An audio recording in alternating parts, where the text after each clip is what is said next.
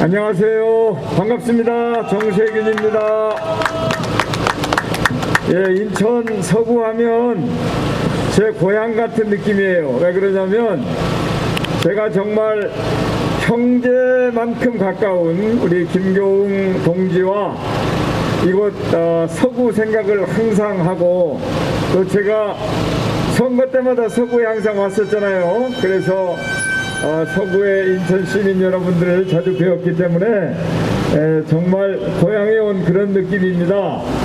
오늘은 특별한 목적을 가지고 이 자리에 왔습니다. 이제 앞으로 9일 후면 대통령을 다시 뽑아야 되는데, 대통령은 정말 나라를 위해서 중요하거든요. 그래서 제가 평소 우리 지방선거나 총선거 때 자주 왔었는데, 특별히 오늘 우리 서구 주민 여러분들을 뵙고 좀 진솔하게 말씀드려야 되겠다, 이렇게 생각해서 왔습니다. 여러분 반가워해 주셔서 고맙습니다.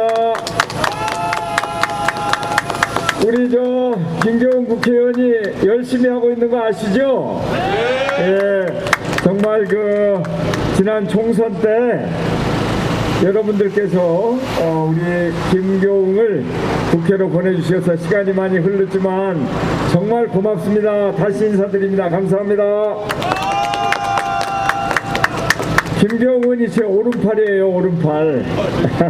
예, 고생을 많이 하고 수고를 많이 했는데 우리가 뜻을 이루지는 못했지만 그래도 함께 힘을 합쳤다고 하는 의미가 있고요. 우리 김교웅 의원은 지금 국토교통위원회에서 아주 열심히 일하고 있습니다. 그래서 우리 서구뿐만 아니라 인천을 위해서, 대한민국을 위해서 제 역할을 하고 있어서 항상 든든한 마음이고, 그런 김교웅을 만들어주신 서구 당원 동지 여러분, 선배 여러분, 또 주민 여러분들께 진심으로 감사드리고, 앞으로도 우리 김교웅 국회의원이 정말 열심히 해라 하고 박수 한번 크게 보내주시기 바랍니다.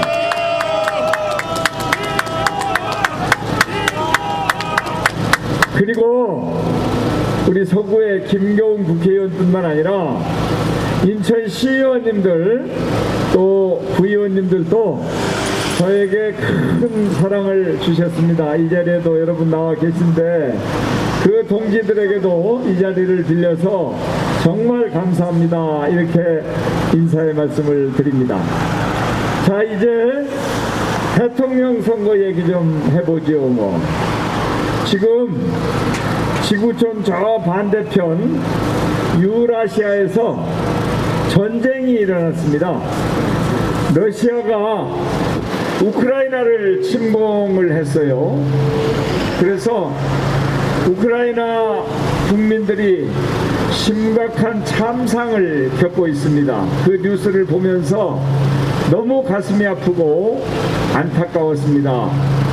이제 과거에 전쟁이 지구촌에서 많이 있었죠. 그렇지만 이 문명화된 사회에서는 전쟁보다는 외교를 통해서, 그리고 다른 방법을 통해서 국제 간의 이해관계를 조정하고 문제를 해결해야 될 터이고, 또 이 핵무기가 나와가지고 전쟁을 억제하는 효과가 매우 커졌거든요.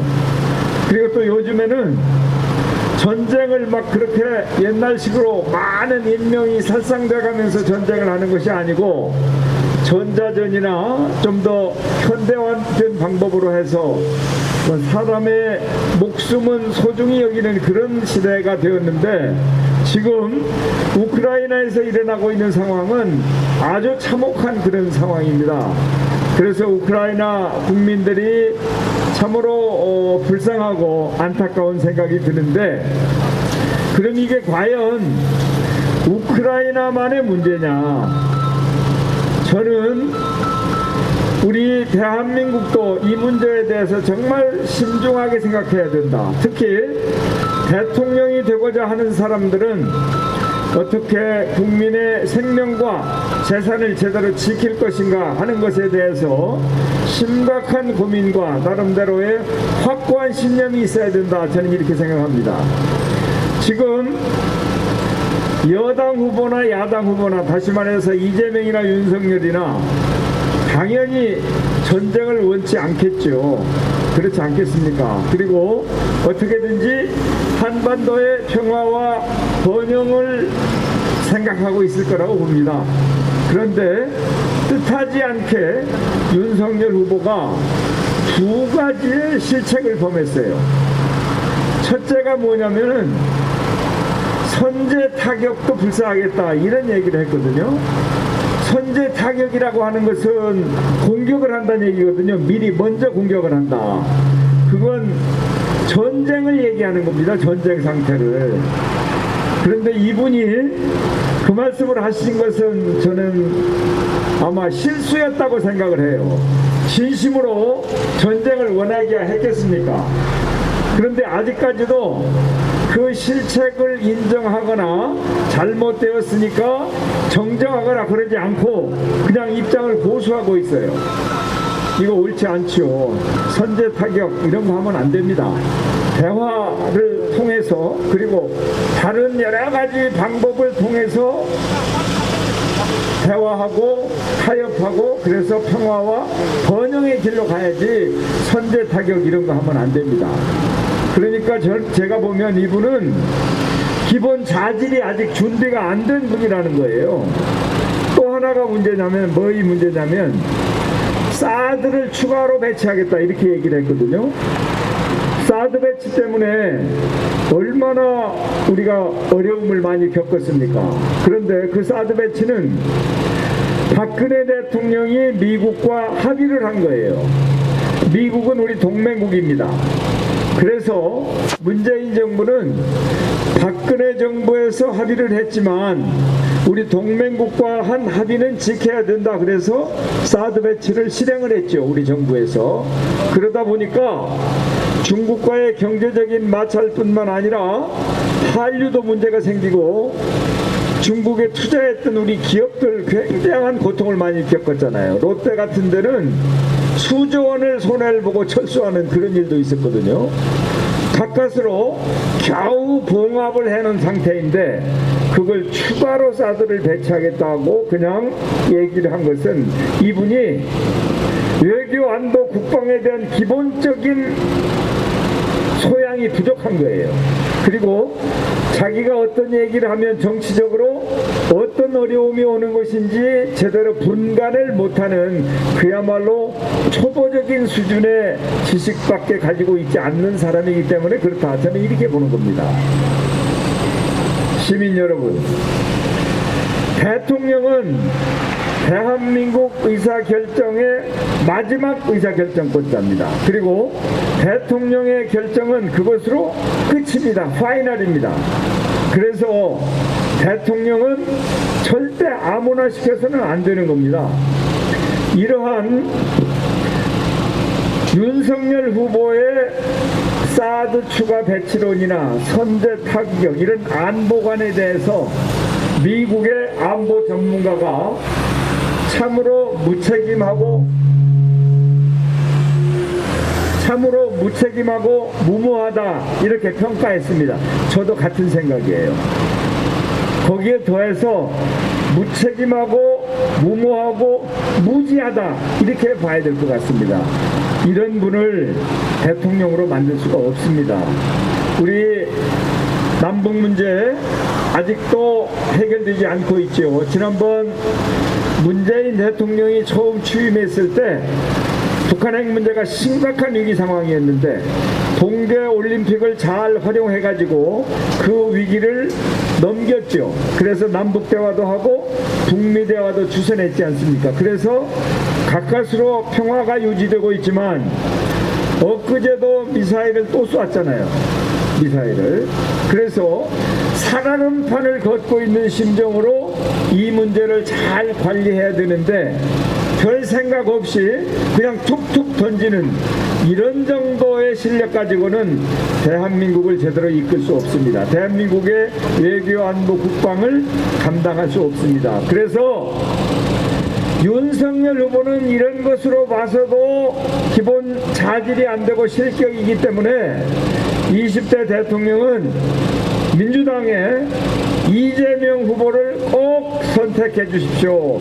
이재명 후보의 당선을 위해서 힘을 모아 주십시오. 이렇게 간곡히 호소해 마지 않습니다, 여러분.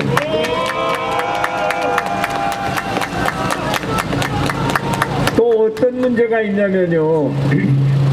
그 영국에 가면 이코노미스트라고 하는 잡지사가 있습니다.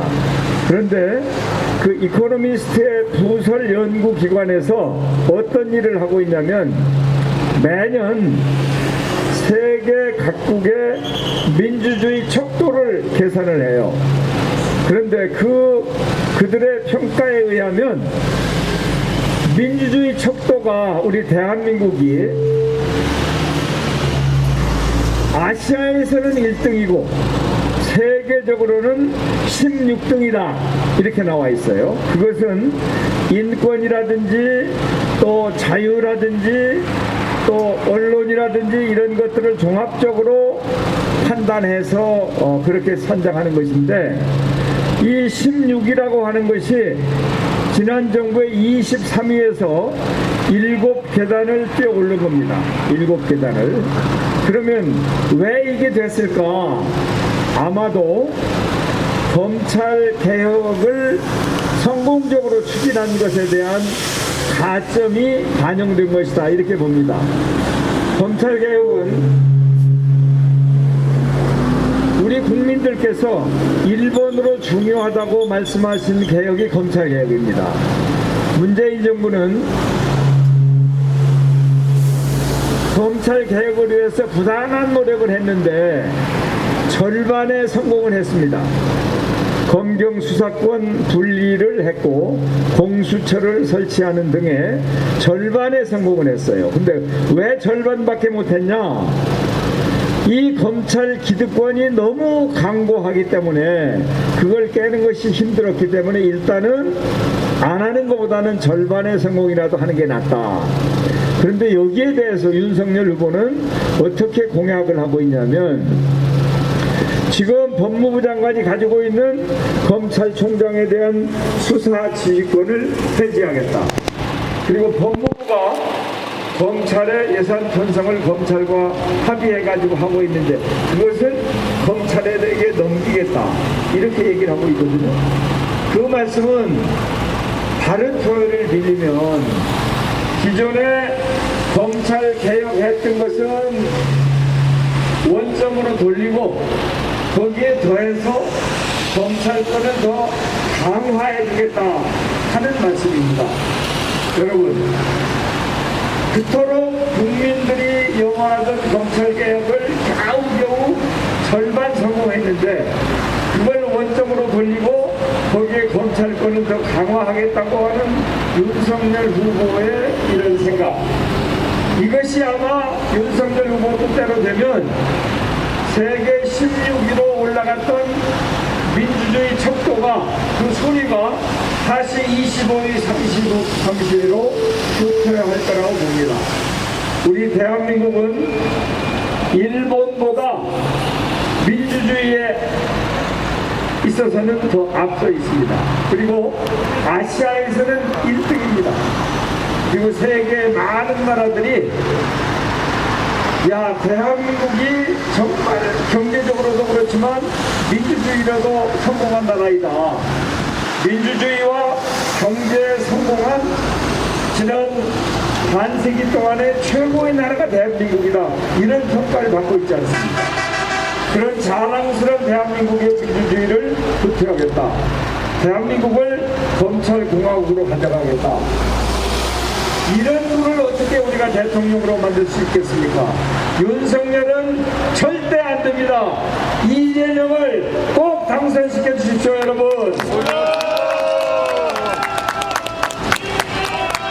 어제 국회에서 민주당 의원총회가 있었어요. 거기서 어떤 결정을 내렸냐면 정치 개혁을 하자, 정치 교체를 하자, 이렇게 결정을 했습니다. 지금 우리 대한민국은 개헌을 하지 않으면 안 됩니다. 대통령에게 집중된 권력은 항상 국론 분열을 일으키고, 지금처럼 지금 대통령 선거 양상을 보십시오. 죽기 아니면 살기로 양 진영이 싸우고 있는 형국 아닙니까? 그래가지고 나라가 되겠습니까? 힘을 합쳐가지고 미래로 나가고, 힘을 합쳐서 4차 산업혁명 시대에 대한민국을 제대로 건설할 생각을 해야지, 양 진영으로 나뉘어가지고 죽기 살기로 싸우고 있는 이런 정치가 계속돼서는 안 됩니다. 그래서 정치 교체를 해야 되는데, 과거에도 정치 교체, 정치 개혁을 하겠다고 약속을 해놓고 그걸 제대로 지키지 않은 경우가 많이 있었어요. 그래서 이제 결선 투표제도 도입하고, 국무총리도 국회에서 선출하고, 대통령의 권한을 좀 축소하면서 삼권 분립을 제대로 이행하는 그런 더 진보된 민주주의로 하는 것이 옳은 길입니다. 이번에 의원총회를 통해서 정치 개혁을 하겠다, 정치 교체를 하겠다고 국민께 선언한 것은 참으로 잘한 일이라고 생각합니다. 그런데 이걸 꼭 이행해야 됩니다. 그냥 선언으로 그쳐서는 절대 안 됩니다. 선거에 이길 것입니다만, 선거에 이기든 지든 170명 거대 여당이 약속한 대국민 약속은 지켜져야 된다. 여러분 그렇게 생각하시죠? 맞습니다. 네. 이 약속이 꼭 지켜져서 대한민국이 국민을 제대로 섬기는 정치, 국민을 보살피는 정치, 돌보는 정치, 그래서 국민들로부터 존경과 사랑을 받는 정치가 되어야 합니다. 지금처럼 찍을 사람이 없어서 정말 고민이다, 이런 정치 이제는 끝내고 정말 정치가 국민으로부터 신뢰받고 국민의 신임을 받는 그런 정치로 꼭 나아가야 되겠다, 이렇게 말씀드리면서, 저는 이재명 후보가 처음에 정치에 입문할 때 제가 2007년도에 민주당 대표였습니다. 그때 여러분들께서도 많이 지원을 해주셔서 제가 대표가 되었는데, 그때 자리를 바꿔주시면 제가 젊은 변호사를 제가 당에 영입해가지고 상근 부대변인을 시켰어요. 그랬더니 역할을 잘 하더라고요. 그래서 2010년도 지방선거 때 이재명 상근 부대변인을 성남시장 후보로 전략공천을 해줬어요. 경선도 하지 않고. 그래서 이재명 후보가 성남시장이 되었고 오늘에 이르게 되었습니다. 제가 왜 이 말씀을 드리냐면, 이재명 후보가 여러 가지 약속을 하고 있습니다. 그리고 어제 정치개혁 약속도 이재명 후보의 공약의 일부입니다. 그래서 이재명 후보가 대통령이 되면 저는 이재명 후보에게 국민에게 한 약속 지키시오, 이렇게 얘기할 수 있는 입장이 됩니다. 그래서 저는 여러분들이 이재명 후보를 대통령으로 만들어 주시면 정치개혁 약속한 것, 다른 거 민생 약속한 것, 특히 코로나19 때문에 고통받는 우리 소상공인, 자영업자들에 대한 지원 약속한 것, 이런 거 제대로 지켜라, 이렇게 요구할 수 있는 입장이고, 그렇게 요구를 해서 이것을 관철시키겠습니다, 이렇게 약속드립니다, 여러분. 네, 이번에 이제 우리 김기웅 국회의원 앞으로도 바른 정치, 신뢰의 정치, 그리고 국민을 섬기는 정치를 꼭 할 수 있도록 서구 시민 여러분들께서 잘 지도해 주시고 도와주시고 또 풀도 뽑아주고 거름도 주고 물도 주고 햇빛이 잘 들도록 해서 좋은 정치인으로 성장할 수 있도록 도와주시기 바라고, 우리 서구의 우리 인천시의원님들 또 구의원님들 그리고 또 시의원이나 구의원이 되기를 희망하는 그런 정치인들도 잘 키우셔서 정치가 제 역할을 할 수 있도록 힘을 모아주십사 하는 당부의 말씀으로 저의 말씀을 마치겠습니다. 함께해 주신 시민 여러분 감사합니다. 고맙습니다.